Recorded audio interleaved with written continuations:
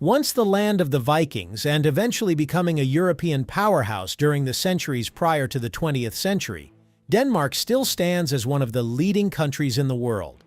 Let's discover what makes Denmark the second happiest country in the world and how it's still an important institution in European society.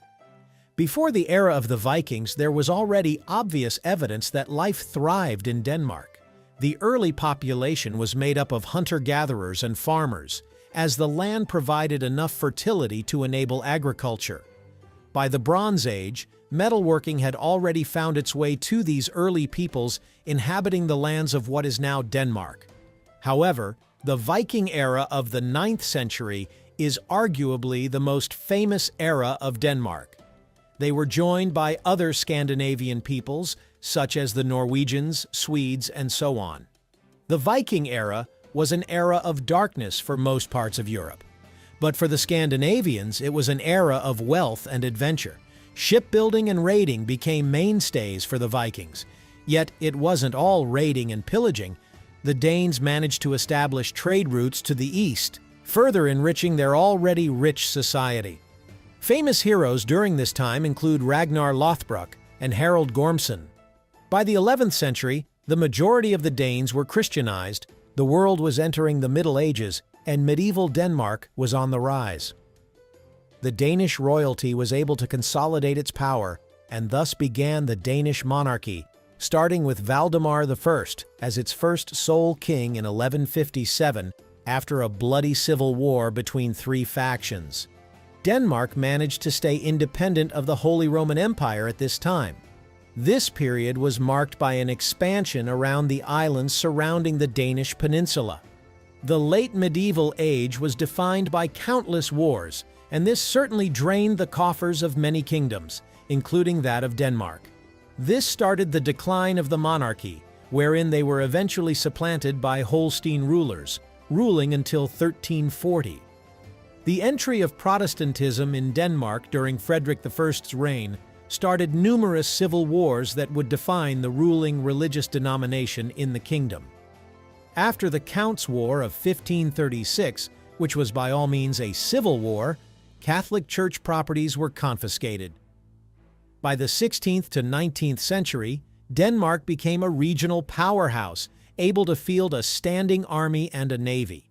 It was involved in many territorial wars, mostly against the Prussian Empire to the south. It was also involved in Scandinavian wars, mostly against Sweden, Poland, and Lithuania. Much like that of the rest of Europe, it was also a time of industrialization.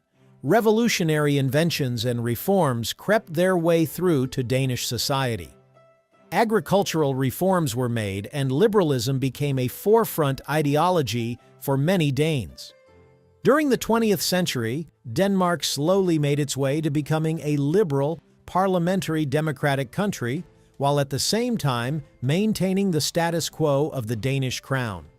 The First World War proved to be damaging to the Danish economy as it massively limited the trade between European countries.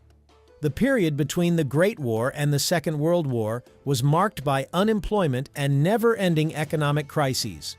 By the Second World War, the Nordic countries declared their neutrality. However, they were still invaded by the German army. But this was not permanent, as the defeat of Nazi Germany in 1945 caused a domino effect of liberation in mainland Europe. The general atmosphere after the Second World War was that of uncertainty. The country was rebuilding, and the focus was to re-establish the democratic status quo and constitutional changes aimed towards the monarchy. The post-war economy was flourishing, and it eventually became a part of the European Union. Unemployment was virtually eliminated, infrastructures were put up all along the country, and the economy began to stabilize. Due to the fear of Soviet expansion, Denmark, along with many other Western European countries, decided to form the North Atlantic Treaty Organization, or NATO, to deter any Soviet and, today, Russian aggression. Denmark still maintains its monarchy, albeit as a historical institution more than anything. The GDP of Denmark is marked at $400 billion, making it one of the richest European countries. This is due to the fact that Denmark has a low corruption index. Denmark is also an agricultural country, with products such as milk, wheat, barley, potatoes, sugar beets, pork, rye, rapeseed, oats, and poultry. Additionally, the country is also home to a number of industries, namely wind turbines, pharmaceuticals, medical equipment, shipbuilding and refurbishment, iron, steel, non-ferrous metals, chemicals, food processing, machinery and transportation equipment, textiles and clothing, electronics, construction, furniture, and other wood products. The flag of Denmark is a white cross with a red background. In Danish legends, it's called the Dannebrog, which apparently fell from the sky in Estonia on the 15th of June, 1219, during the Battle of Lindesnes. Denmark is one of the smaller Nordic countries, with a total landmass of 42,000 square kilometers. However, a large portion of the country is made up of smaller islands and islets.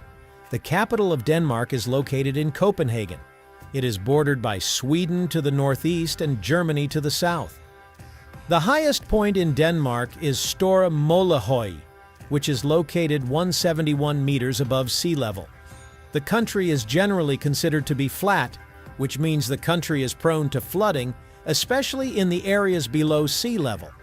Denmark has a well-defined climate, being mostly coastal. Winters and summers differ vastly from each other.